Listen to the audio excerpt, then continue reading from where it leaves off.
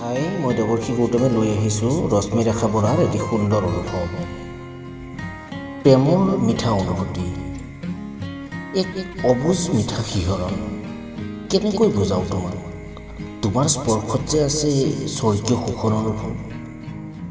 হৃদয়ৰ সকলো বান্ধন খুলি মোৰ উদং বুকুত সিঁচি দিছিলা এবুকু জোনা, ছটিয়াই দিছিলা একাজলি ৰঙা আবিৰৰ ৰং। তোমাৰ লাজুকীয়া আঙুলিৰ পৰশত ময়ো নীলাজী বনৰ দৰে কোচ খাই পৰিছিলোঁ। দুচকুত প্ৰাণ পাই উঠিছিল ৰামধেনুৰ সাতৰঙী সপোন। স্বস্তিৰ নিশ্বাসেৰে দুচকু জপাই বিচৰণ কৰিছিলোঁ মোৰ সপোন ৰাজ্যত।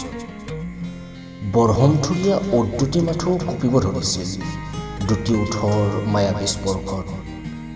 চকুৰে মাথো বৈছিল উষ্ম লোটক, সমস্ত হিয়া উজাৰি অৰ্পণ কৰাৰ প্ৰতিশ্ৰুতি, সুখানুভূতিত বিলীন হৈ যোৱাত প্ৰতিশ্ৰুতি।